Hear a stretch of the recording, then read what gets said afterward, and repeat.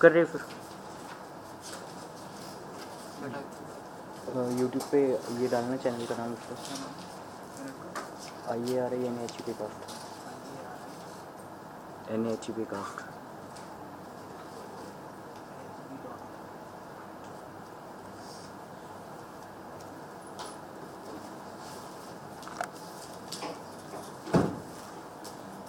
So, good morning friends. Today we have a very distinguished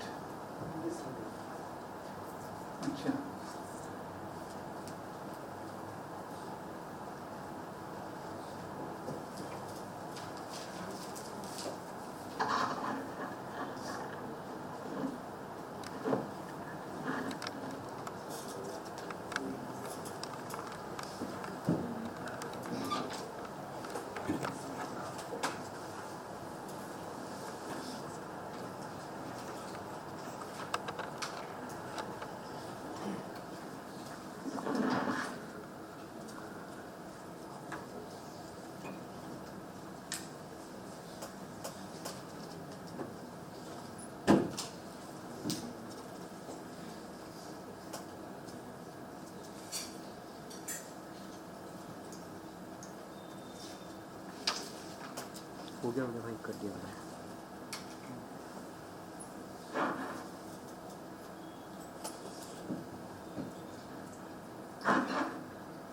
So this is the first time we are experimenting waiting for the option of linking universities in the lecture.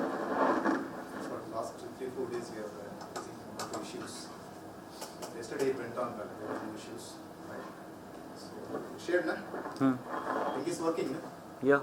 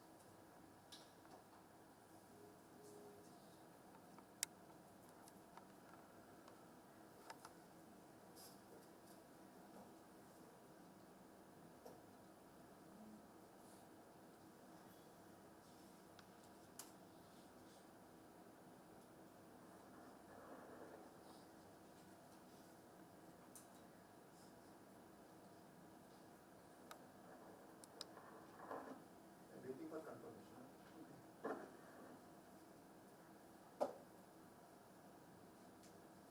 So the idea is in future, so no one will be invited here, right? You sit in your college or universities, wherever you are, lectures will be delivered from you.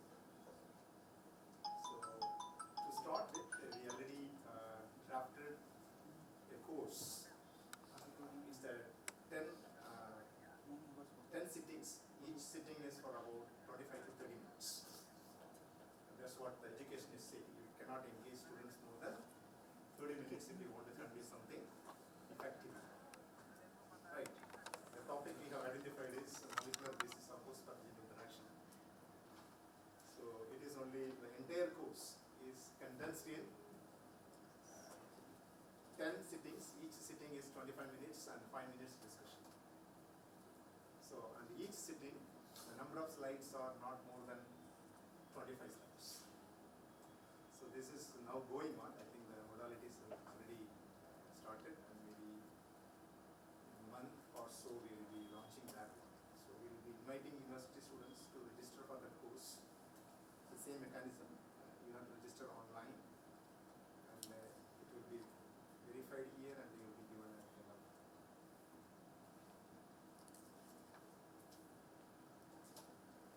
of certificate once you attend this course. So whatever happening now is a small step to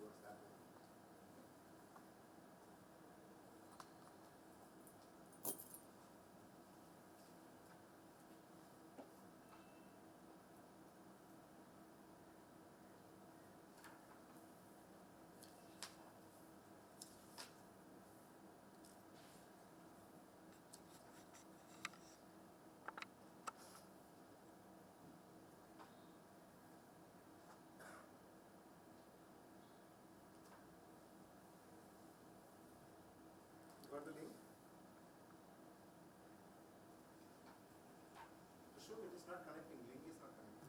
Sir, it's working. We are live. But it is working here. Can you check? Can you confirm once it is linked? I'm waiting for that.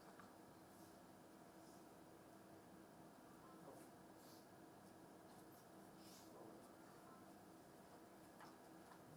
Or shortly it will be something like that. We have not yet started. What is the screen display?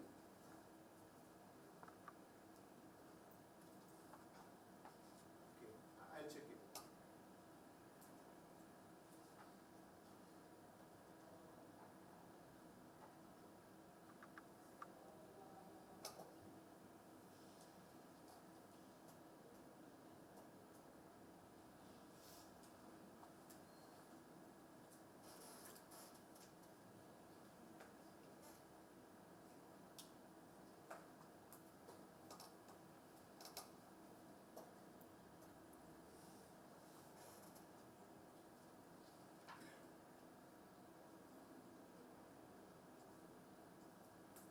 Good morning. It is getting connected?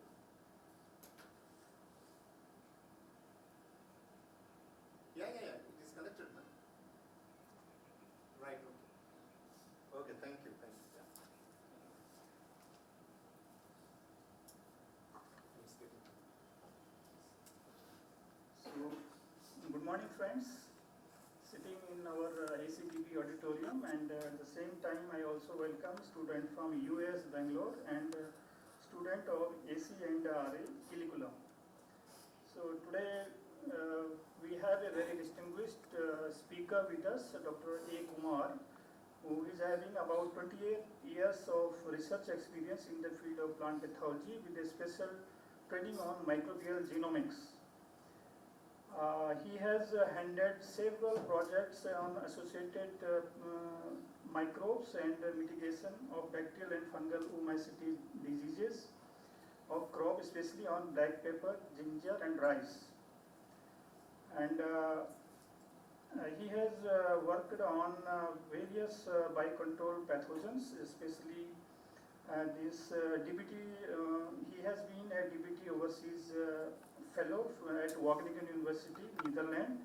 Dr. Kumar worked on molecular aspect of Pseudomonas aeruginosa, strain BP35 and Indo5, and Pseudomonas fluorescens SS101 and SBW25 rhizobacteria under the supervision of Dr. Josh Arajmakers, an authority on Pseudomonas based biocontrol system. He is very well conversant with the several modern molecular techniques like genomics, bioinformatics, tools related to genetic transformation of bacteria and fungi, structural and functional analysis of microbiome and microbial gene encoding, antimicrobial metabolites and surfactants, antibiotics. Recently, he has completed a project funded by DBT, Government of India, which deals with the genome mining of endophytic bacteria and for identification of novel biofunctional compounds and their biosynthetic genes of crop protection. His other scientific interests are in the area of non-host resistance in rice against biotrope, use of genomic tools, or to understand plant microbe interaction, whole genome sequencing of plant pathogens, plant microbiome, and use of microbial elicitors for sustainable disease management in crop plants. And he has published more than 125 publications in leading international and national journals. And he has guided more than 22 PG and 5 PhD students. Presently, he is applying mentorship to 1 MSc and 4 PhD students in the division. And he has completed about 12 externally funded projects sponsored by DBT. So, with this brief introduction, I request Dr. Kumar, please start your lecture.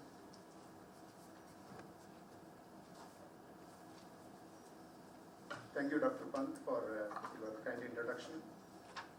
Friends, sitting here and sitting under 2 universities, this is a very, very basic lecture. lecture on real-time PCR. And basically I brought this presentation to make you understand the fundamentals of this real-time PCR technology, which is one of the most important technology in plant pathology and plant virology in particular, to understand the biological questions each one of you is addressing in your thesis project. I'll get into the presentation per se. If you have any questions, let us reserve it for the end of the presentation. And additionally, you can send the questions to my email as well. This lecture, basically, I would like to cover certain aspects like very brief history of this technology, that is real-time PCR technology, and the terminologies and acronyms. Many times you encounter different acronyms in real-time PCR technology. We take a snapshot of what they really mean to us in one slide. And the history, of course, I highlighted that. The major differences between PCR, that is a conventional PCR, and the real-time PCR, or PCR, would I put it there. And of course, the technologies, what is being used in real-time PCR technology, what is the dye-based qPCR and also the probe-based qPCR. Here comes, I would like to have your attention. What is the fundamental difference between these two independent technologies that is currently used in real-time PCR? And some basics about, different kind of jargons people use in real-time PCR technology, FRET, non-FRET kind of quenching. We will have a couple of slides on that, and we'll get into the analysis of real-time PCR, how the different analytical tools are being used in real-time PCR. One is the absolute quantitation and also the relative quantitation. Most of you may be doing or may not be doing, but you will take this opportunity to fine-tune your knowledge on this real-time PCR.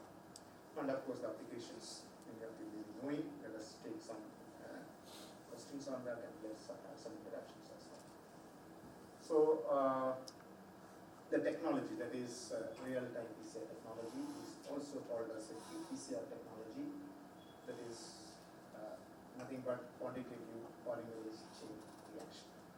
Right? It is a method by which the amount of PCR product, I think PCR product, I think you understand what is PCR product, also called as amplicons. It can be determined in a real time. So the title or the name itself is suggesting that in a real-time basis, you can monitor polymerase chain reaction. It is as simple as that, right? And it is often abbreviated as qPCR, and this method is also referred to as many times real-time PCR. So here comes the two names for the same technology. One is real-time PCR, another one is qPCR. So one is indicating that we can monitor the reaction in a real-time basis, hence the name real-time PCR. And the benefit of this technology is you can quantitate how much of nucleic acid is there. So the name Q, that is quantitative PCR. So these two, this is synonym, there is no differences also. And one of the biggest advantage of this real-time PCR technology is it does not rely on any downstream analysis to visualize the results of your PCR. What I mean to say here is, if you think of your normal PCR, if you want to know the results of your normal PCR or conventional PCR, you need to have a separate options of electrophoresis or densitometry in this particular case to visualize the results. So in this particular qPCR, you don't need that, because you can monitor the progress of polymerase chain reaction in the real-time basis, right? So it is extremely versatile, enabling multiple PCR targets can be assessed simultaneously. This is another big advantage of real-time PCR. You can amplify multiple targets parallelly at a time. So this is the third advantage added here, right? Number one is you can monitor the reaction in a real-time basis. Number two, you can quantitate how much is getting amplified, and And the third advantage is multiplexing is possible in a single reaction. Very useful for an application like gene expression. Most of you must have heard about it. When the virus is infecting a plant, and what is really happening in the plant metabolism. If something is happening in plant metabolism, it goes down up to, or it originates from the so-called transcriptional changes in the host upon virus infection. So what is getting expressed and what is getting depressed, all those things can be analyzed using real-time PCR. The key feature in real-time PCR is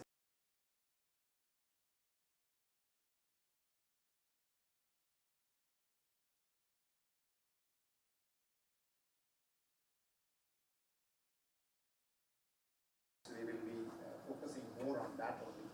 And in fact, the half of my presentation is centered around the tools and probes and the tools and dyes, what is being used in real-time PCR.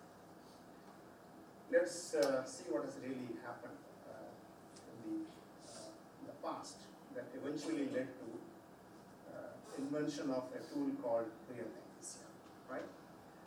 This is a timeline of events. It happened in a different time points in the history of genomics, and the tipping point happened in the year 1985, right? So in 1970s, people gave a concept like DNA can be synthesized or rather replicated outside the cell system in a small tube. So that was a concept, right? Maybe it was a very revolutionary concept in those time points. So in different time points, you just read the literature about in vitro synthesis of DNA. So that was the original concept of the PCR. So different timeline, gradually information started coming in literature, and in 1983, the original concept for replication of DNA outside the cell system in a small tube was demonstrated. So that paved the way for the so-called machine, a thermal cycler. You may call it as polymerase chain reaction PCR machine. So that started coming to the market from 1985 onwards.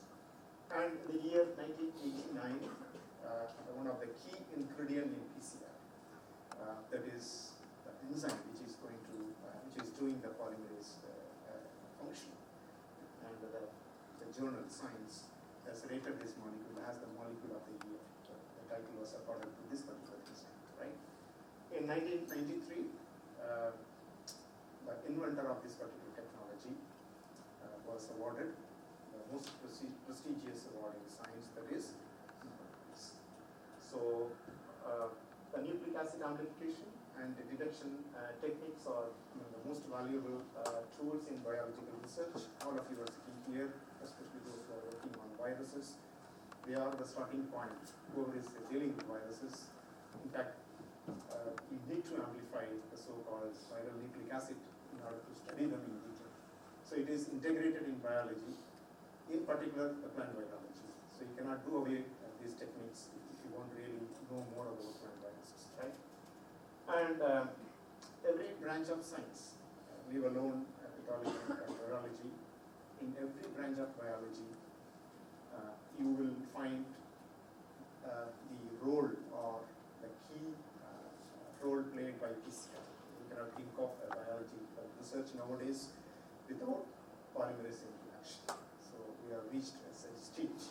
I'm sure whoever is working on any aspects of biology, if you want to invent something new or if you want to find something novel, you need these technologies, right? You cannot ignore this technology, be it agriculture or biotechnology or medicine, forensic sciences, diagnostics, plant diagnostics or human diagnostics, animal diagnostics.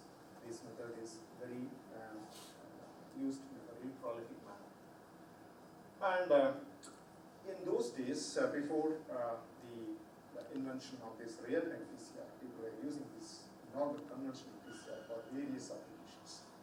In those applications, we will be seeing whether something is getting amplified amplified or not. So that itself is good enough to say whether the target is present in the sample or not.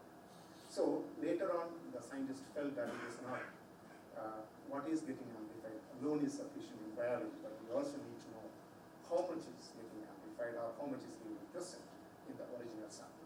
So here comes another requirement in biology, what is called as the quantitative terms. So conventional PCR and real-time PCR, the fundamental difference is in conventional PCR, you are bothered about what is getting amplified. But in the case of real-time PCR, you are really bothered about how much it is getting amplified. That's one of the difference, right? In real-time PCR, can be used for both, of course, for both quantitative and also qualitative, because while pursuing that quantitative analysis, you will also come to know what is really getting amplified. That's advantage. So in other terms, I would say that this real-time PCR technology gradually is what they call making the conventional PCR obsolete. So that's what is going to happen. It's already happening. So very soon, the real-time PCR technology will be one of the most important one. Anybody? Who is this person displayed on the screen? Yeah, he is a person who invented PCR. That was in 1983-85 period, and unfortunately, he passed away very recently. That was in August 7, 2009. So it was big news in among the scientific fraternity. So Carrie Banks Mullis is an American biochemist. In recognition of his invention of the polymerase chain reaction, that is a PCR technique, he shared 1993 Nobel Prize in chemistry with another scientist, Michael Smith, right? He also contributed enormously on nucleotides and nucleotide chemistry, Michael Smith. So what happened most the parallel time, 1983 to 93, the 10 years time was the period people started improving the technology of in vitro synthesis of DNA. So a lot of innovations happened in a rapid manner. So 83, the concept was proven in the lab. 85, the machines started coming to the market, and 93, Nobel Prize was given. Parallelly, another group of scientists who was working for Roche Molecular Systems Incorporated, they started thinking in a different way. That the thinking process has culminated in the concept of real-time PCR. So what I mean to say here is, in 10 years' time, the technology is completely taken a new turn in science. In conventional PCR, it is blossomed into a new technology, which is called as real-time PCR. That has happened in 1993. So let's see what has really happened. This is a Nobel Prize in chemistry in 1993. I just brought this picture from Nobel Prize, the original website. And this is a statement what is given there. So the Nobel Prize in chemistry 1993 was awarded for contributions to the development of method within DNA-based chemistry, jointly with the one half to Carrie Mullis for his invention of polymerase chain reaction method, and with one half to Michael Smith for his fundamental contributions to the establishment of oligonucleotide-based direct cytoreactive metagenesis and its development for protein studies. So 1993 Nobel Prize was shared by two. We only remember Carrie Mullis, but nobody remembers Michael Smith. So at least you carry his name also in your memory now. So equal contributions, right? So yeah, this is a paper. If you want to get into the original paper, which brought out a new concept, maybe he was not aware at that time this is a technology which is going to change the biology once for all. So that was really a landmark achievement or invention in what we call the kinetic PCR analysis, the real-time monitoring of DNA amplification reactions. This concept emerged in the labs of Roche. They improvised the PCR and they came out with the concept, the kinetic PCR analysis. This original paper appeared in Nature Biotechnology. And parallelly, there is another small journal, a prelude to this paper that appeared in Biotechnology, volume 10 in 1992. Simultaneous amplification and detection of specific DNA sequences. That was the original concept, which was proposed by Higuchi. Kikuchi, at that time he was part of the Roche Molecular Systems Incorporated team, and they were trying to improve the conventional PCR into a real-time PCR, and they brought out these two publications in a quick succession in 1992 and 1993. And these two publications are the preliminary publications which eventually led to the present day qPCR technology, what we are doing in science now, right? This is in a nutshell about the history of real-time PCR. In 1993, Kikuchi et al. Incidentally, in that same year, the Nobel Prize was given to PCR technology. So in the same year, in 1993, he recognized the process of PCR could be monitored. So this is a small intervention. So PCR is already there, and we really don't know what is really going on the moment you shut down the machine and you close the door and put on the machine, whether the PCR is really happening or not. You will not be able to know until you spend another 3 hours in running the sample in gel electrophoresis, and after maybe from the start to end, maybe 6 to 7 hours of time period, you will come to know whether the PCR was PCR has happened or not. So that was the what do you call the time to spend. But here he came out with the concept right from the stage you put on the machine. You can monitor what's really going on in the small tube where the cocktails of PCR is already mixed. So the concept here was he added extra ingredient in the PCR machine, and with the help of the extra ingredient, he made the system what do you call seen to the machine and also to you through a small chemical intervention. So that is what is called as fluorescent label that binds to accumulating PCR product. So remember this point. So a conventional PCR, and it is added with fluorescent dye, and that fluorescent dye has got a very high affinity towards the so-called amplicons. Amplicon means it's a double-stranded DNA, and once it is bound with the double-stranded DNA, and they brought a kind of an extra attachment to the PCR machine so that the PCR reaction can be monitored. So that's what exactly happened in this particular concept. So if you see the original papers, they used the dye, what is called as ethidium bromide. I think all of you must be knowing. This ethidium bromide is intercalate to the DNA, and that makes the product visible to the machine.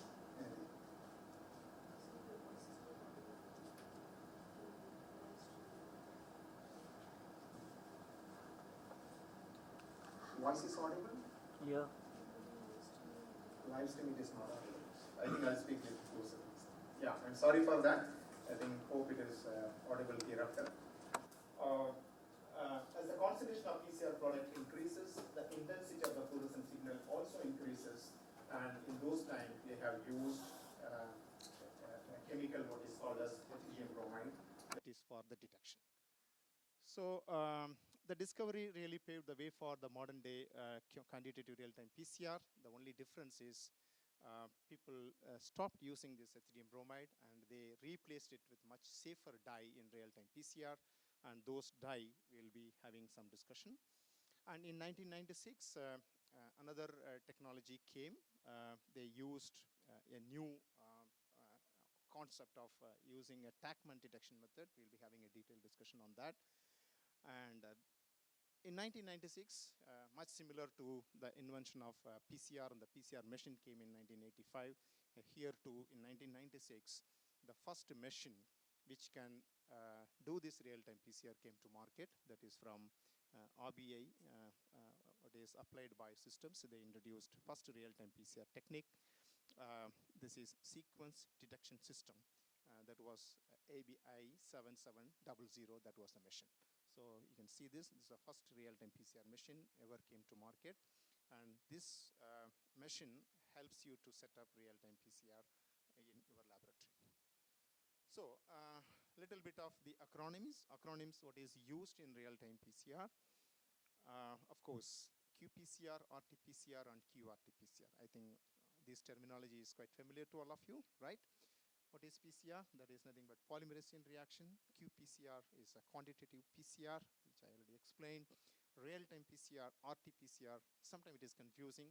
People call it as a real-time PCR. And also we have another expansion for that, that is reverse transcriptase PCR, right? And we combine these two, we have another one, QRT-PCR, right? So the question here is which one to use in your day-to-day research activities or in your publications, right? So now it is accepted by many, if not all.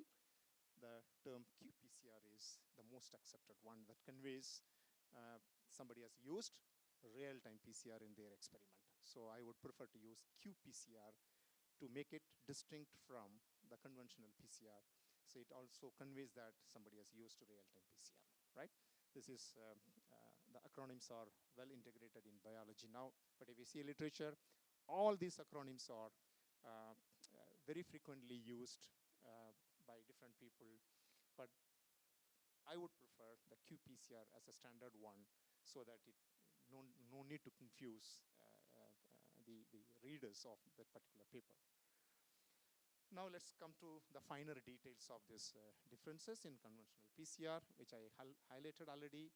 What is amplified is the focal point of conventional PCR, and how much is amplified is the focal point of real-time PCR, right? Is it audible now? You can find out. Now also it is not audible. So what to do, Prashuk? Yeah, but the other universities, it is not audible. Okay. Yeah, it's really audible here. That's what the technician informs me. Perhaps you can check the audio system in your university. And you can find out from maybe the Agriculture College and Research Institute curriculum whether it is audible or not. If it is audible there, then perhaps the problem is with the other university. I think the no audible, it is from US Bangalore? Yeah. I think let them check. You can find out from maybe curriculum whether it is audible or not. So that would resolve the problem is, I think it looks like the problem is not from here. Let me continue this, right?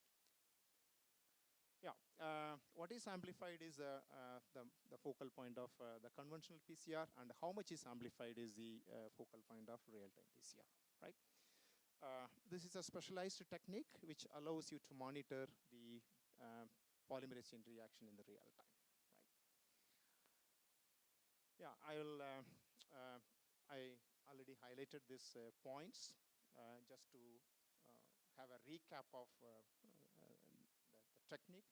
You can go through it. Quantitative real-time PCR, a method of polymerase chain reaction that allows to follow in real time the amplification of a target, hence the name real-time. The real-time PCR technique is a technique in which a probe bind to a specific target region of the amplicon to produce fluorescence during PCR.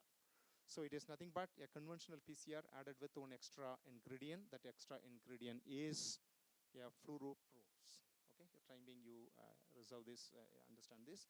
The fluorescence measured in real time is detected in PCR cycler with an inbuilt filter fluorometer. So if something is extra added to the PCR mixture, then the question is, what is the benefit of adding this chemical to the PCR mixture? In what way it is going to help us to monitor the reaction? So for that, you need to have an extra attachment, which I already highlighted. So in other terms, two interventions here at the time of PCR master mix preparation, and also at the time of setting up the reaction, there is some modifications. In the PCR master mix preparation, extra ingredient is added. Hence, there is a change in the routine composition of PCR, number one. Number two, the machine is also completely transformed into a different machine where the PCR, normal PCR machine is added with an attachment. That attachment is able to monitor what is going on in the small tube, right? So here comes the pictorial depiction of the real-time PCR machine, what is really inside.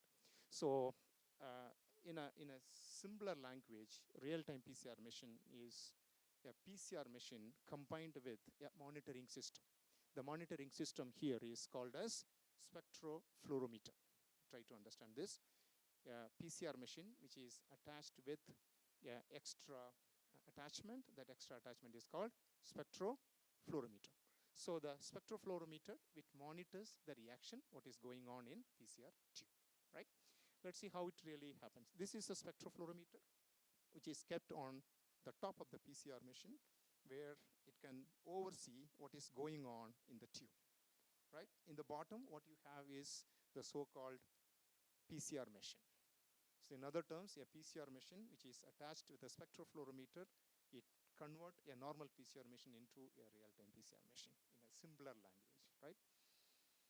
And here comes the light path. Always remember, there is one excitation wavelength, another one is emission wavelength. I hope you understand the difference between these two, and these two are very important in real-time PCR, right? And it emits a specific wavelength, excited by a specific wavelength.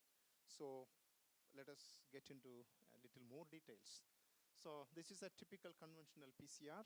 We have anybody, how many ingredients are there in a typical PCR reaction?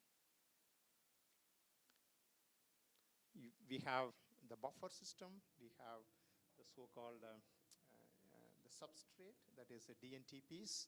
We have some cofactors, that is magnesium we normally use, right? And we have primers which prime the amplification, right? And you have the template DNA, and last but not the least one, so very, very important, that is polymerase chain reaction. So this is a conventional PCR system, so a PCR reaction. So if you add that extra chemical, that extra chemical is also called generically a detector. So what it detects? It detects the amplification product, right? So the detector addition would make a conventional PCR into real-time PCR. This is a detector. And if you see the literature, there are two different kinds of detector, very, very popular in real-time PCR. So the first one is the so-called dye-based detector or dye detector, also called as a non-specific detection. We'll have a detailed discussion why it is called non-specific detection.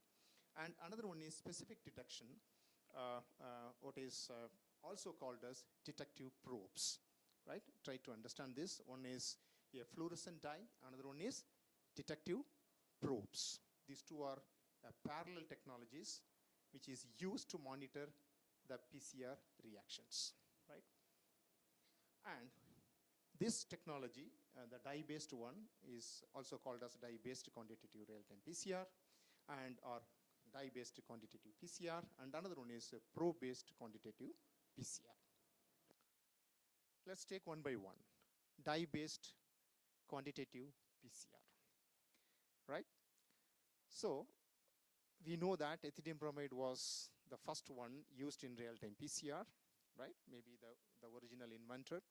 So later on it was replaced by the safer dyes in the later years. And the dye, what is called as cyber green. If you do not know, please remember this name. It's a dye which is used in real-time PCR reactions. And this dye intercalate into double-stranded DNA, right? And it has got a very specific affinity towards the minor groove of double-stranded DNA, right? If you try to remember this point, and very specifically binds to the minor groove, right? So once it is bound to the minor groove of the double-stranded DNA, the fluorescence intensity of this dye is increased, right? So of course this has got a small disadvantage, that is it can go and bind to any double-stranded DNA minor groove. There is absolutely no specificity whatsoever. Whatever double-stranded DNA comes in its path, it is going to bind with the minor groove, right? For that reason only this is also called as non-specific detection method, right? Remember, all cyber green based detection is called as non-specific detection method, right? Yeah, cyber green is all alone. We have several options are there, and those options are the listed here. Just take a stop here. Whether the audio is still working there, Okay, they have not confirmed. Okay, let us believe that it is working. Or you can send a query. Huh? Yeah, you send a message, yeah. Okay, let me continue. So it's not CyberGreen alone, which can be used in real-time PCR. There are a number of options are there that is listed here. CyberGreen 1 and 2. You have Eva Green, LC Green, Bibo, YoPro, and Cyto family. These are all some of the options. But the most popular one is CyberGreen, right? So one of the criteria for selection of most appropriate dye in real-time PCR, it must be thermostable. Number one, because in PCR, you are subjecting the cocktail to very high temperature of around 94 to 96 degrees Celsius. So the dye must be tolerant to very high temperature. That is one of the criteria. And second one is it is resistant to the different inhibitors, because remember, PCR is all about interplay among different chemicals. So maybe some potential inhibitors are there in the PCR cocktail, and the dye should be completely resistant to those inhibitors, right? These two are the guiding selection, what do you call, for this, the most appropriate dye used in real-time PCR, right? This is a little more on what is this CyberGreen. So it is, remember, CyberGreen is a kind of brand name. It's not a, what do you call, generic name. The original name is written here. If possible, try to memorize that, right? So what is written here is N-dimethyl, and it goes and goes and goes, right? This is the actual name of CyberGreen, right? And the formula and the molecular mass and the finer details are, one point I would like to make a mention here. This is not really soluble in water. It is soluble in a special solvent, what is called dimethyl sulfoxide, right? This is a little more on the CyberGreen, right? This is the kind of molecular structure, how it, yeah, remember the CyberGreen family of dye is produced by one company. There is a Molecular Probes. It is a subsidiary of Life Technology Corporation. I think they are the original inventor of this particular dye for real-time PCR.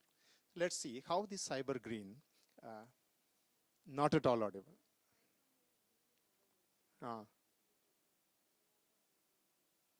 Prashuk, I think there is some serious problem there and there is no audible. I'm sorry for those students who is sitting there and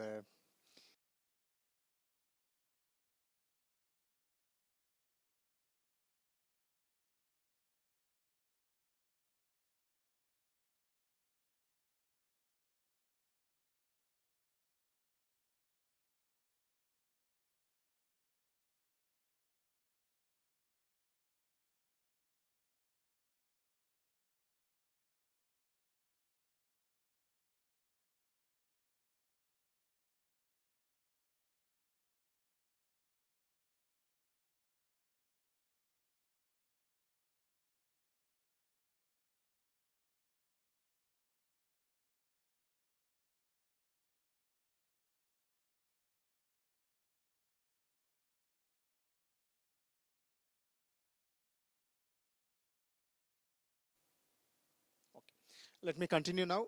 There was a small interruption because some audio issues in UAS Bangalore. Hope it is getting resolved soon. Let's get into the finer details of the CyberGreen, how exactly it works, right? So I made a mention here, CyberGreen has got very specific affinity towards a minor groove of double-stranded DNA. I hope you understand what is minor groove, right? In DNA helix, there is a major groove and also a minor groove. You please recall those days. So those finer details, and this has got a very specific affinity towards the minor groove.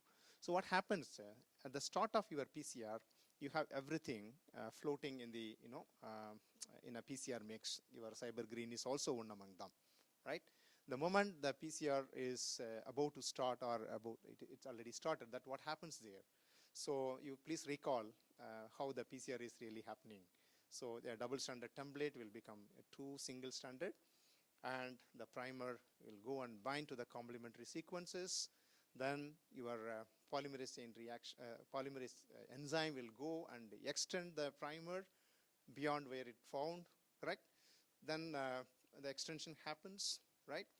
Then what do you call, a single stranded DNA is converted into a double stranded DNA. So here comes the role of cybergreen.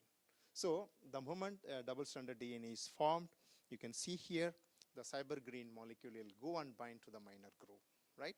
So in nutshell, what happens in a solution, the unbound dye exhibit very little fluorescence, right?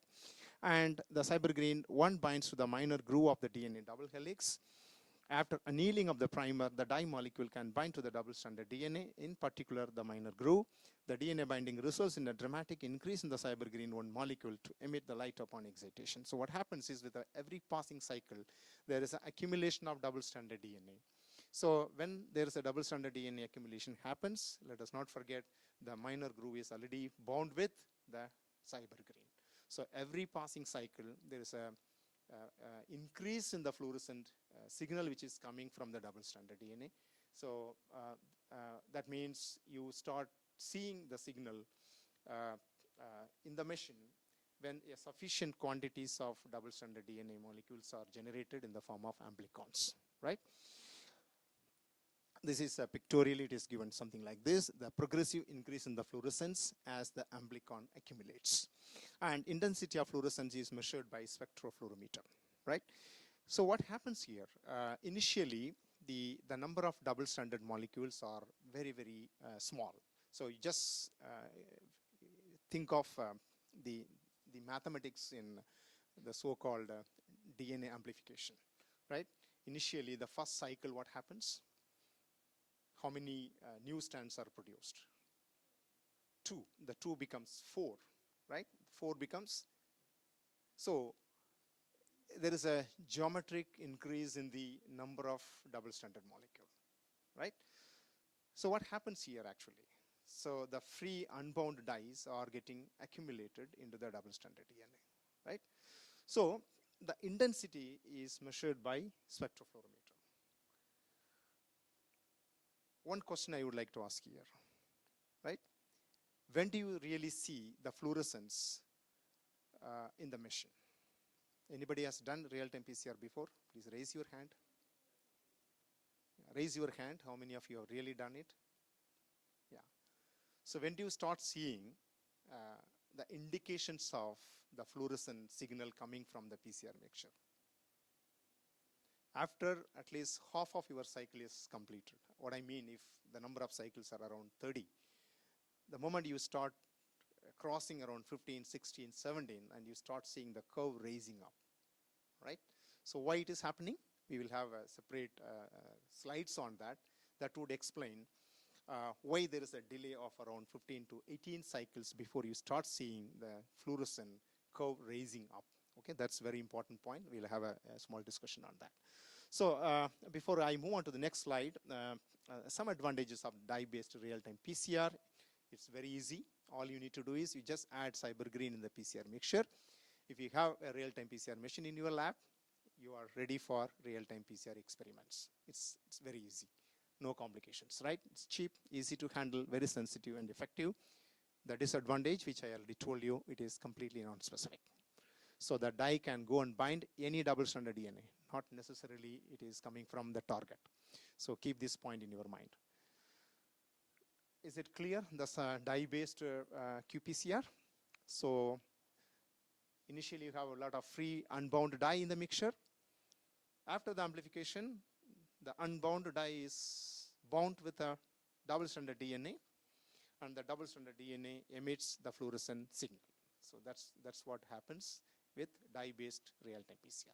Let's move on to the second what I call parallel technology in real-time PCR, that is probe-based quantitative real-time PCR, right? So to understand this, you need to have little base information about the polymerase chain reaction and also exonuclease activity of the same polymerase reaction. I think some speakers already made a point here in the same hall. Let's get into the finer details. The probe-based qPCR, it relies on the sequence-specific detection of desired PCR product, right? Unlike cybergreen-based qPCR method, which detect all double-stranded DNA, the probe-based qPCR utilizes a fluorescently labeled target-specific probe, resulting in increased specificity and sensitivity. hope you don't understand this. The point here is, in probe-based detection, remember, you need to have a probe in the PCR mixture. So I asked one question, what do you mean by probe? And how do you differentiate probe from the primers, right? You all know that there is a primer in real-time PCR, correct? No doubts on that. But in probe-based quantitative real-time PCR, in addition to the primers, you also have another primer-like thing. That primer-like thing, we call them as probe. Very simple. In other terms, in a simple language, the detection is enabled by two different probes. One is called as a primer, another one is called as fluorescently labeled probe, right? Remember, these two molecules, they are a single standard, they are the primers only. One we call it as a primer, another one we call is probe, because that particular nucleotide stretch is fluorescently labeled. Is it clear to all of you? That means what? Before you start using probe-based quantitative real-time PCR, you need to know the target, number one, and you need to have the primer designed for the target, amplification, and also you need to have the probe designed from the same target, right? In other terms, you need to design two sets of primers. One you would be employing or deploying for amplification. Another one you would be employing to bind to the target very specifically, right? And that particular nucleotide sequence is fluorescently labeled, right? Unlike cybergreen, I already told you, it utilizes a target-specific probes. The probe is nothing but the same stretch of nucleotide sequence, different from the primer, but targeting the same nucleotide targets in the genome. Is it clear? If anybody is not clear, please clarify, raise your hand. You have a target, say any gene, right? You want to see the expression of that gene very specifically. So you need to design a primer for the gene. The same way, you also design a region in the genome which is very specific for that particular gene. It is not having any non-specific binding with any other region in the genome. That particular sequence, you call it as a probe, and you fluorescently label them. Remember, the fluorescent labeling is done not by you. It is done by different companies. So you have to send that particular sequence to a company. They will make that particular nucleotide sequence as a probe for you, right? The probe making is an integral part of the so-called probe-based quantitative real-time PCR, right? So the different types of probes are used in real-time PCR. The Tachman probe is the most popular one, much similar to what we talked about, cybergreen, right? And we have other kind of probes, molecular beacons, scorpion primers, and hybridization probes. These are some of the other options what you have, right? Let's see, now the pictorially I will explain. That would help you to understand in much better manner. For example, it's a Tachman probe. So what you have in the PCR cocktail now, in the previous cybergreen based, you have everything which is a normal complement or normal composition of your PCR. You have extra ingredient, that is a dye. Here, you have the same option here. You have everything plus one extra. That one extra here is probe, which is fluorescently labeled. I hope you understand this. So one is, in the previous one, you added a dye. The dye is cybergreen or the variants I already told you. In this particular case, instead of a dye, you are going to add a fluorescently labeled probe, right? So now that is put here pictorially here. And you see two letters here. One is R, another one is Q, right? Here comes a slight finer details. This particular probe or a stretch of nucleotide which is complementary to your target is labeled with two different chemicals, right? One on 5' end, another one on 3' end. One is called as R, another one is called as Q, right? R stands for reporter, Q stands for quencher, right? And this setup is important in real-time PCR. let's take this lecture forward. And what happens is, when you start setting up the PCR, what happens?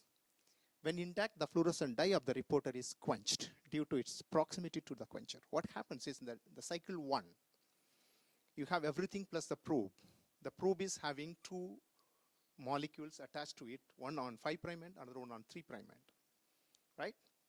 One is a reporter, that is technically called as fluoroprobe, and another one is technically called as quencher. Quenching means it is suppressing the fluorescence which otherwise would have come from the fluoroprobes, right? It is something like, as long as the quencher molecule is there, the fluoroprobe cannot emit the signal, right? In other terms, in the presence of quencher, the fluoroprobe is unable to emit any fluorescent signals, right? Now, if you want to see the fluorescent signal coming from this particular setup, what is needed is the quencher need to be removed. The moment the quencher is removed from this probe, the fluorescent molecule will give you the signal, right? This is the setup in probe-based real-time PCR. What happens here is, please go through it. When intact, the fluorescent dye of the reporter is quenched due to its proximity to the quencher. The chemistry here is, as long as the quencher is in close proximity of your reporter, also called as fluoroprobe, the ability of the fluoroprobe to emit the fluorescent signal is switched off, right, or quenched, right? The probe hybridizes to the target because it has got a complementarity and specificity, because you only design that particular probe. It has got a very specific complementarity towards the target. Remember, I'm not talking about primer yet. I'm only talking about the probe. Now what happens?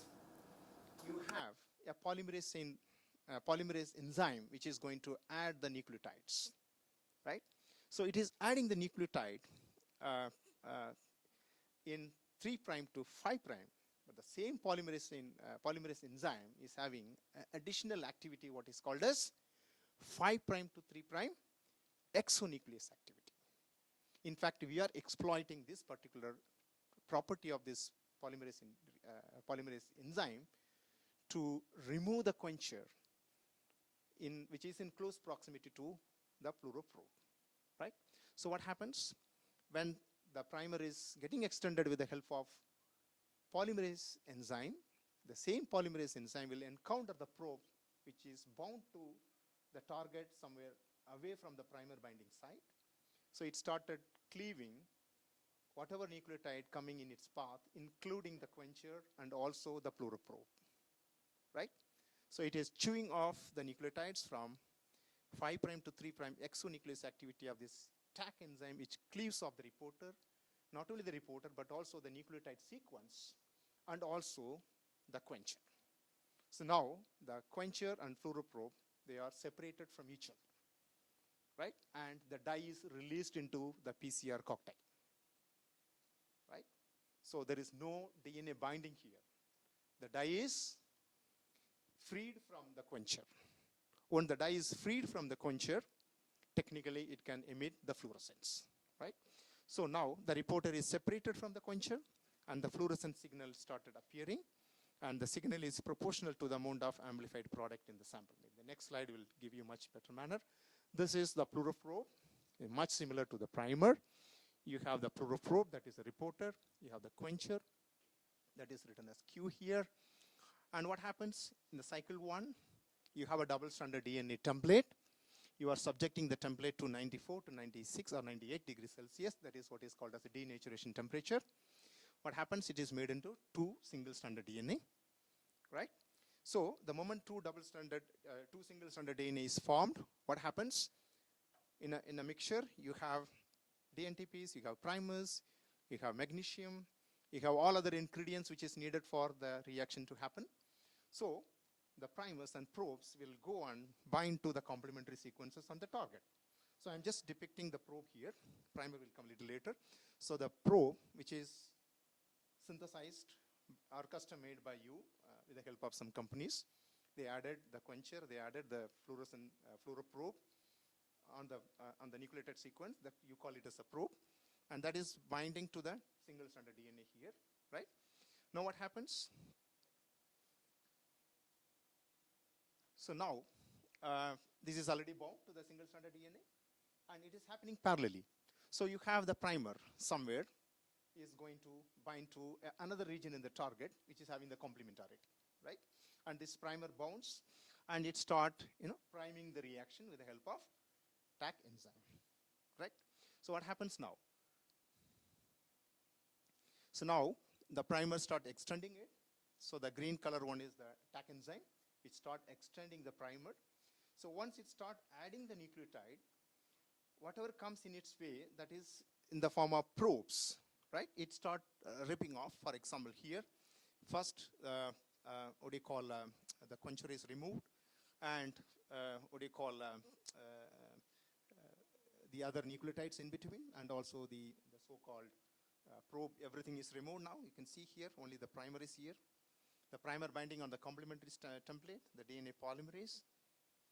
Now what happens? This is the final setup. So the specific probe, which the 5' to 3' exonuclease activity of the polymerase removes the fluoroprobe, probe nucleotides on the quencher, and the fluoroprobe emits the fluorescence after detachment from the quencher, right? So what happens here is we are using two sets of the complementary sequences. One you call it as a primer, another one you label it as a probe, that is deployed in the probe-based real-time PCR technique. So let's see what happens here. Once the amplification is completed, in the PCR mixture, you start seeing the fluoroprobe and also the quencher floating in that. Once the fluoroprobe is away from the quencher, it starts giving the fluorescent signal, right? So this is what finally happens. So this is quite different from the cyber green one. In cyber green, the bound dye is detected, right? But in the case of a probe-based one, the unbound dye is detected. That's a fundamental difference between these two techniques, right? So there is an accumulation of free fluoroprobe in the PCR mixture with every passing cycle that add the net fluorescence coming from the PCR reaction mixture, right? That is completely different from the previous one what we talked, that is cyber green based detection, right? The very important point here is 5' to 3' exonuclease activity of polymerase, which removes the probe nucleotide and also the other things which is already there, right? Now I'll take two slides just to explain how the quencher is doing the quenching function. So two mechanisms are is operating here. I think you need to read more on this, FRET and non-FRET. FRET, different acronyms. The FRET is an acronym, but different expansions are there in the literature. These three are the most common one. Forster resonance energy transfer, also called as fluorescence resonance energy transfer. It is also called as resonance energy transfer or electric energy transfer. All are meaning the same. So in the FRET quenching, there are three important points: the reporter and quencher. They interact through the space between these two, and not very temperature and solvent dependent. And the absorption spectrum is unchanged, whether it is bound state or unbound state. That is some of the traits of this FRET quenching. And if you want to, and there is another kind of quenching, that is a non-FRET quenching.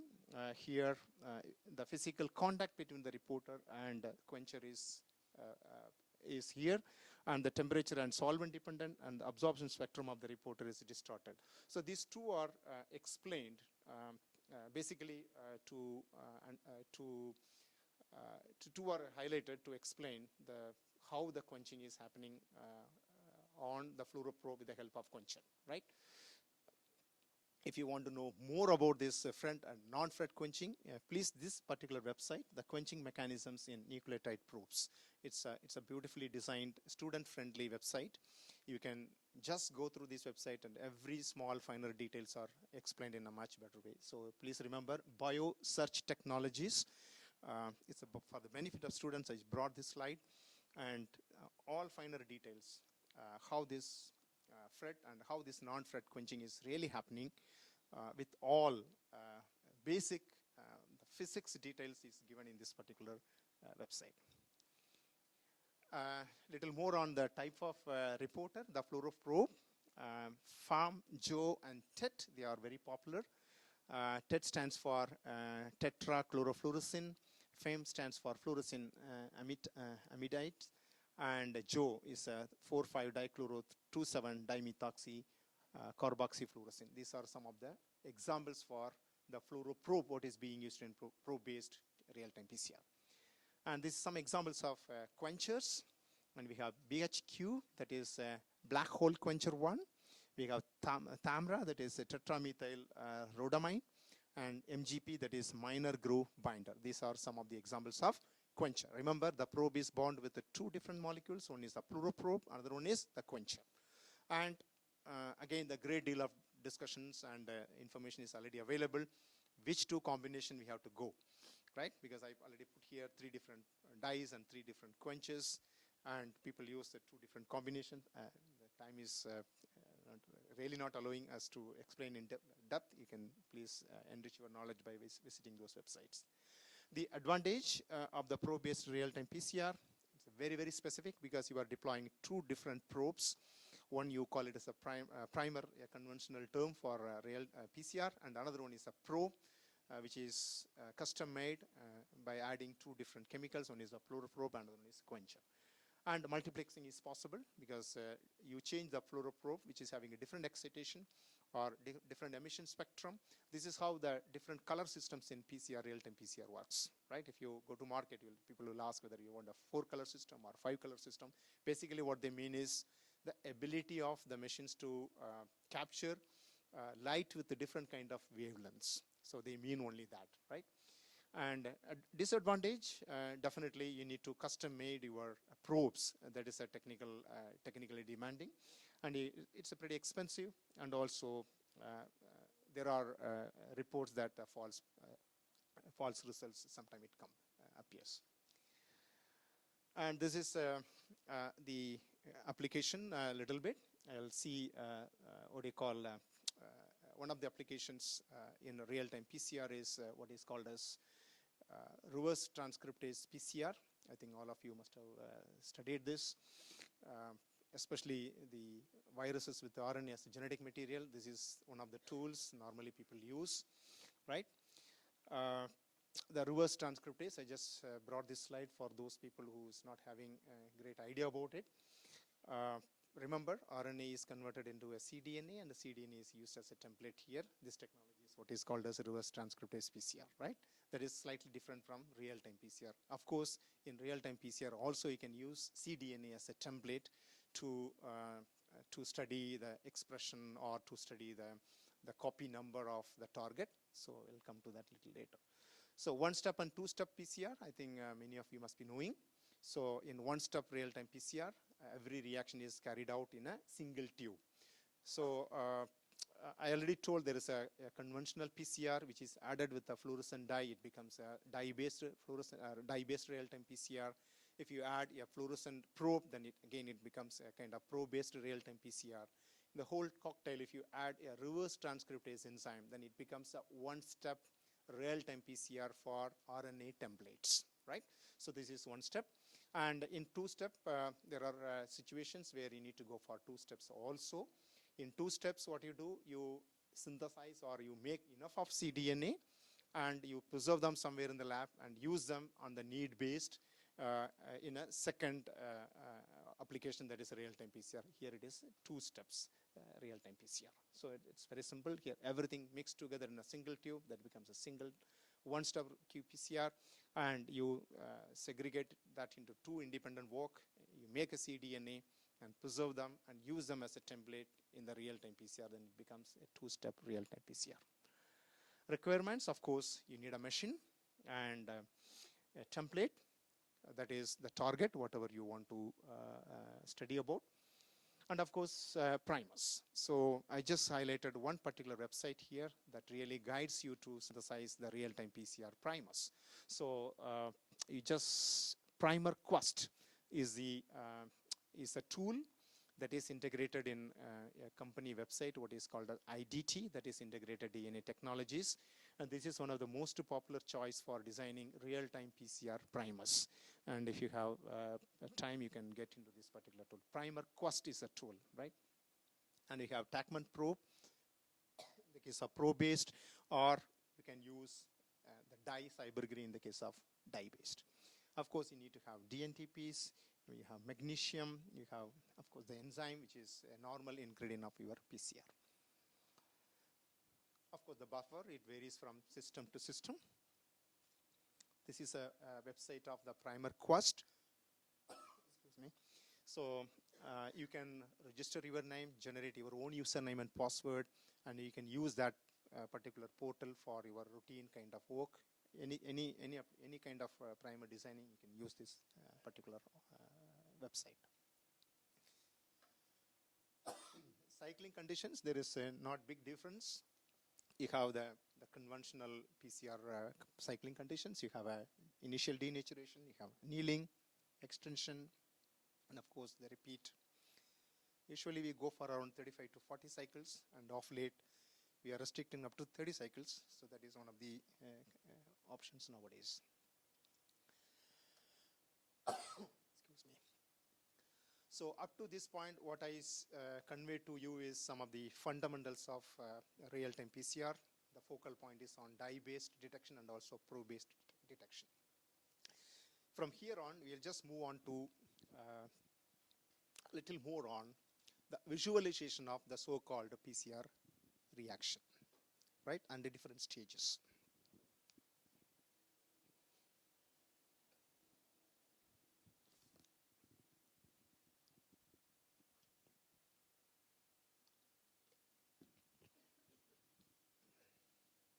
Remember, the typical real-time PCR reaction, you can divide into 4 steps. Step number 1, what is called as linear ground phase. Step number 2 is early exponential phase. And third one is linear exponential phase, also called as a log phase. And last one is the plateau. This is common across all real-time PCR experiments, whether it's a dye-based or it's a probe-based, whatever. This is a linear ground phase. What happens here? In the first phase, the PCR is just starting. The fluorescent signal has not risen above the background. Remember, at the start of your reaction, the unbound dye is still there, right? The probes with quenching is also there in the case of probe-based, right? So that is at the ground level. So this particular phase is somewhere here. Just reaction progress now into the cycling conditions. That is called early exponential phase. The second phase is where the fluorescent signal just raised significantly above the background. The cycle at which occurs is called cyclic threshold. This is so critical in real-time PCR. This is also called CT or CQ. I think you might have encountered this acronym, CT values and CQ values. So this is the early exponential phase. So that means the intensity of fluorescent signal started visible in the form of a rising curve in the PCR machine. Linear exponential phase is where the fluorescent signal is doubling in every passing cycle, that is quite visible in the form of linear increase in the curve, this phase, right? This is also called log phase. In the linear exponential phase, PCR is in its optimal amplification stage with doubling PCR product in every cycle. And the plateau, where everything got exhausted, there is no more DNTPs, no more enzymes, no more dye, because everything is a limiting factor here. Everything got exhausted.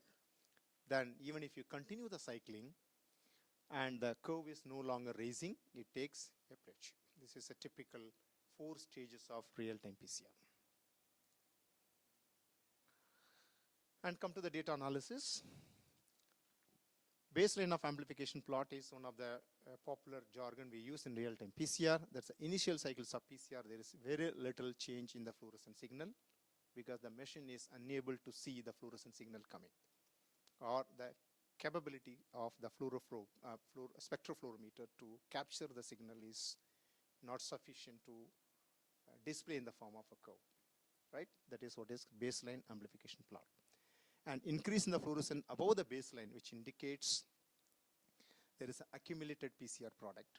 So that particular junction is called CT value or CQ values, right? If you have a small CQ value and higher CQ value, can anyone tell the CQ value of 10 if I'm getting for a target, what it really implies? Template concentration is very high. If CQ value comes in the late, what does it implies? The template is very, very low. And try to remember this point, okay? Yeah, threshold line, a point at which the reaction reaches the fluorescent intensity above the background, which I already told you. And it is set in the exponential phase of the amplification for most accurate reading. Cyclic threshold or CT, or sometimes it is called CQ also, the cycle at which the sample reaches the threshold level. And CT value of 40 or more is usually considered as failed reaction in real-time PCR. Just move on. What is melting curve? This is another point normally people do. Melting curve is so important, especially in the case of dye-based real-time PCR, just to know whether the target amplification is really the target and it is not the non-target. So how do you rule out that? You need to perform melt curve analysis. Why it is so important in the case of dye-based fluorescent real-time PCR? Anybody? Because cybergreen is non-specific. So necessarily you have to do this melt curve analysis just to tell the readers of your paper or your work that the primer is very specific. So you need to do melt curve analysis. So what's happening here? You have a double-stranded DNA, the dye is bound in the minor groove, right? So we know that when it becomes a single-stranded DNA, the dye is going to come out of the double-stranded DNA, right? So when the double-stranded DNA will become single-stranded DNA, you have to raise the temperature. You have to melt the double-stranded DNA into 2 single-stranded DNA. That's what we do. That for that purpose only it is called melt curve analysis. So what happens? So as the temperature is increasing, so when a particular temperature is reached at which your double-stranded DNA become 2 single-stranded DNA, then there is a sudden drop of your fluorescent signal. So this is what is called melt curve analysis. So if there is a many off targets or non-target amplification, how the curve looks here? Anybody? You have to interpret the results also, right? So in a typical, a single target priming, you get a curve something like this. You remember this particular picture, right? There is only one peak. If there are multiple targets, multiple amplicon, the primer is a poor primer, it amplified multiple targets, then what happens? You see more number of peaks. So you can accurately assess how many non-targets got amplified using the bad primer what you used, right? This is very important, right? So melt curve, changes in the fluorescence when the double-stranded DNA incorporated dye molecule melt into single-stranded as the temperature is raised. When double-stranded DNA bound cybergreen dye is heated, a sudden decrease in the fluorescence is detected at Tm, that is a melting temperature. So it is one of the mandatory steps whenever you are doing a dye-based real-time PCR. Right? So again, the changes in fluorescence and the changes in temperature is plotted against the temperature to obtain the clear view of melting dynamics. That's what it has happened here. And this is also performed by the machine itself, nothing to worry. Nowadays, the software is integrated in the real-time PCR machines. It gives you all the data of your experiment. Now, I'll take you to a few slides which highlights some of the potential applications of this real-time PCR. The number one is quantitation of gene expression by real-time PCR. There are two analysis is possible. One is absolute quantitation of the target, number one, and number two is the relative quantification. These two are possible in real-time PCR. The level of expressed gene may be measured by absolute or relative quantitation, quantitative real-time PCR. The absolute quantitation relates the PCR signal to the input copy number using a calibration curve, while the relative quantitation measures the relative changes in the mRNA expression level. Let us take a little more on this. Two broad applications of this real-time PCR is just highlighted here. One is absolute quantitation and another is relative quantitation.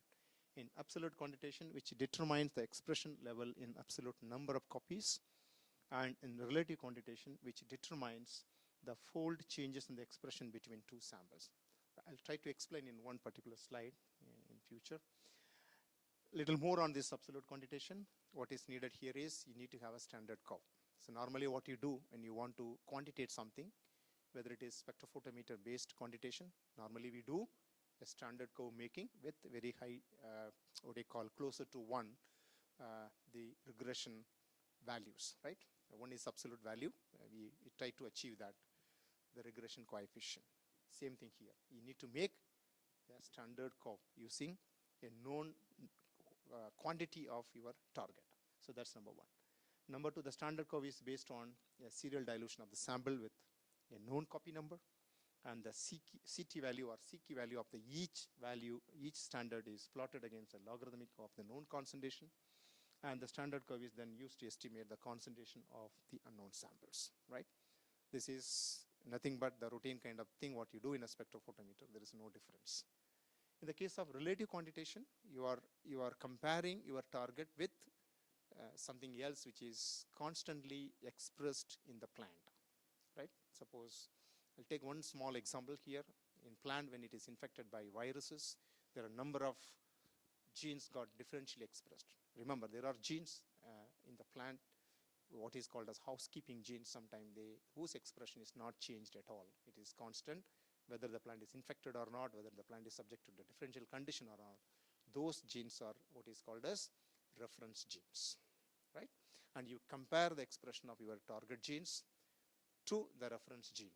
So here comes the relative quantity. In relation to a normal expression of a housekeeping genes, how the target genes which you feel is vulnerable for viral infection and how those genes are behaving in the plant. So this is what is called relative quantitation. Changes in the gene expression in a given sample relative to another reference. Usually the reference is an untreated control sample or analyzed, and calculation methods are for relative quantitation is two different methods. One is standard curve method, and the one is comparative CK method or comparative CT methods. And some terminologies we use, normalization and housekeeping. Normalization, that is the help of some endogenous control, which just now I told. There are genes whose expression is not at all altered, whether the plant is infected or not, and those genes are considered as the reference genes in real-time PCR. This is absolute quantitation, which I already told. There is a standard curve, and you compare your what you call samples with a standard curve and try to decode how many copies of your target is there in the sample. And nowadays, there is a kind of website which helps you to accurately quantitate how many copy numbers are there. You don't have to do any calculations. This is one such website, the scienceprimer.com. So scienceprimer.com is a website where you need to give two input values. One is the amount of amplicon, what you decoded from your real-time PCR curve, and second one is the length of the double-stranded DNA amplicon, Only these two values you need to supplement here in this formula, and that is going to give you the copy number of your targets, right? So you don't have to really do the calculations in your notebook. You just click this website.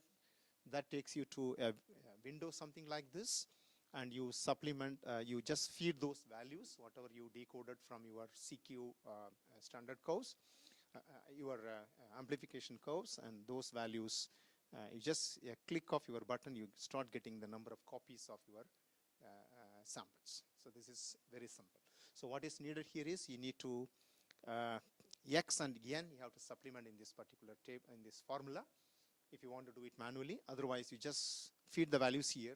So one is the amount of DNA in terms of nanograms, and also the length of your target. So that is going to give you how many copies are there in the sample, right? This is the softwares are already there, and it is publicly available. You can use directly in the online tool. Yeah, some consideration for absolute quantitation. It's quite easy because you need to have a standard curve that is very easy to make, and of course you can easily decode the number of copies from the standard curve. Relative quantitation is, which I already told, in relation to normally expressed gene. Popularly, those genes are called housekeeping genes. However, the gene which is vulnerable for viral infection is behaving, either it's upregulation or downregulation, it can be measured, it can be related to those genes. So maybe in one slide I will explain that. In any relative quantitation or real-time PCR for gene expression analysis, you always remember this particular checkerboard. So you need to have 4 inputs here. One is called as calibrator, another one is called test, and that is row-wise. In column-wise, you have a target and also reference. I'll just explain what this each quarter is meaning to us. Calibrator is something what is called as a mock plant, or the plant which is not inoculated with the so-called virus or pathogen. Is it clear to you? This is called calibrator. The test is the one which is inoculated with the pathogen or the virus, right? And target is the gene which you are studying, or the very objective of your experiment. For example, if you want to study a particular gene which is having role in host resistance, that is a target, right? You want to study the behavior of that particular gene expression in relation to what is called as a reference. The reference is housekeeping genes. So whenever you do gene expression analysis using qPCR, you first make this particular checkerboard, right? And you define what is a calibrator here, and what is a test here, what is a target here, and what is a reference here. Remember, the reference gene amplification need to be standardized. You cannot go with the literature, whatever is there.